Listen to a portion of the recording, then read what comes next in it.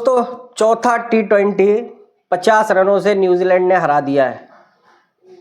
अब ये वही न्यूजीलैंड है जिसको 3 मैचों में हम इतनी बुरी तरीके से पेल रहे थे। 155 रन तो 10 ओवर में पेल दिए थे। ये होता है भाइयों ओवर कॉन्फिडेंस। कोई सोच भी नहीं सकता था कि न्यूजीलैंड इस टीम को हरा देगी, लेकिन हो गया है। क्यों? क्योंकि न्यूजीलैंड अपनी बेस्ट लेवल की क्रिकेट खेलती गई और हम ओवर कॉन्फिडेंस के या ये कह लो क्या गंभीर वाली सोच के शिकार हो गए, फ्लेक्सिबिलिटी के चलते। ये तो कह रहे हैं कि भाई हम लर्निंग मतलब हम सीख रहे थे, हम अपने आप को चैलेंज करना चाह रहे थे। ठीक है, मानता हूँ मैं, और ये भी बात एक आध हार जीत होती रहती है, हार इतनी नहीं चुभ रही। लेकिन क्या T20 का जो वर्ल्ड कप आने वाला है, 15 मतलब गिने चुने 10-12 दिन रह गए हैं उसके लिए। अभी तक हमें अपनी प्लेइंग क्या 11 खिलानी चाहिए ये खुद डिसाइड नहीं कर पाए अभी। अब आप संजू सैमसन को ही ले लो, लगातार 4 मैचों में मौके दे लिए हमने, क्या कर पाए संजू सैमसन? कल का मैच अगर कोई ऐसा लग रहा था कि संजू सैमसन यहाँ से बचा भी लेंगे, 20-22 पे सेट भी हो गए, सेट होने के बाद में भी कुछ नहीं उखाड़ पाए। और आप देख रहे हो किसने अटपटे शॉट मार रहे हैं, मतलब चौथा स्टंप पे अपना खुद का इतने स्टंप छोड़कर और इधर खड़े हो रहे हैं। खेलने की टेक्निक तो देखो, कोई बॉल में कोई स्विंग नहीं था, कोई स्पिन नहीं था, बिल्कुल सीधा बॉल उन पे खेला नहीं गया और अपनी गिल्लियां उखड़वा ली। तो ये भाइयों कमियां हैं, ये कमियां हैं। अब इतना तो आपको समझ में आना चाहिए कि अब बहुत हो गया। अगर एक आध मैच अच्छा कर भी जाएंगे संजू सैमसन तो वहां पर रन नहीं बना पाएंगे। इससे तो आप ईशांत किशन के साथ ही ओपनिंग करा लो। और न्यूजीलैंड, जहां दूसरी तरफ न्यूजीलैंड की बात करो तो भैया न्यूजीलैंड के पास ना तो कोई 200-250 की स्ट्राइक रेट से खेलने वाला है और ना वो 200-250 रन बोर्ड पे लगा सकते हैं। लेकिन वो अपना जो न्यूजीलैंड की टीम को कभी हल्के में नहीं लेते, ये बात है।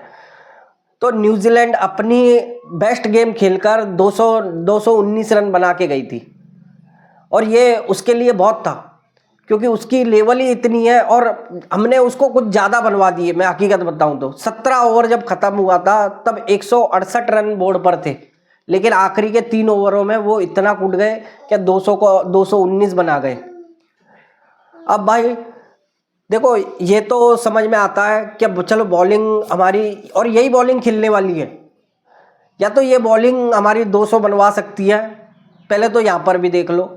और दूसरी कहानी यहाँ पर ये आती है कि जब चेस करने आए और ऊपर से जहाँ विकेटें गिरी, या अभिषेक शर्मा जो डिफरेंस था, अभिषेक शर्मा जहाँ आउट हो जाता है कहते थे कि अब ये टीम लड़खड़ाएगी और यही दिखा है। भले ही हमने 155 अभिषेक शर्मा के बगैर चेस कर लिए हों या फिर वो 209 रन चेस कर लिए थे, लेकिन एक बात तो समझ में आ गई कि अगर पावर प्ले में अभिषेक शर्मा या ईशांत किशन जैसा बल्लेबाज रन नहीं बनाता तो हमें दिक्कत आएगी।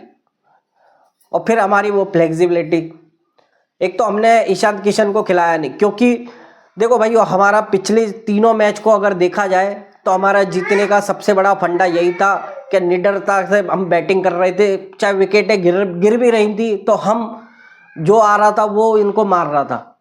लेकिन अब फिलहाल में क्या हो गया, कल का मैच ऐसा हुआ है कि जहाँ विकेट गिरी हैं वहाँ रिंकू सिंह आकर, पहले शुरुआत तो अच्छी करी रिंकू सिंह ने, लेकिन उसके बाद में सिंगल डबल वाला खेल चालू रखा। रिंकू सिंह 30 बॉल में 39 रन बना के गए, लेकिन भाइयों 30 बॉल बिगाड़ के भी तो गए। या तो रिंकू सिंह ईशांत किशन की जैसी पारी खेलते 200-250 की स्ट्राइक रेट से, रिंकू सिंह बिल्कुल वही 120-130 वाली स्ट्राइक रेट से खेलने आ गए। या तो आपने रिंकू सिंह की जगह नहीं बदलनी थी, जो 7वें नंबर पे खेलता है उसको वहीं पर खिलाना था। अब दूसरी बात, कोई चला नहीं, ये भी बात मानता हूं कि कल का मैच केवल रिंकू सिंह या शुभम दुबे ने रन बनाए, लेकिन अगर कोई चला नहीं पर तुमने बैटिंग ऑर्डर को बदलना भी तो नहीं चाहिए था।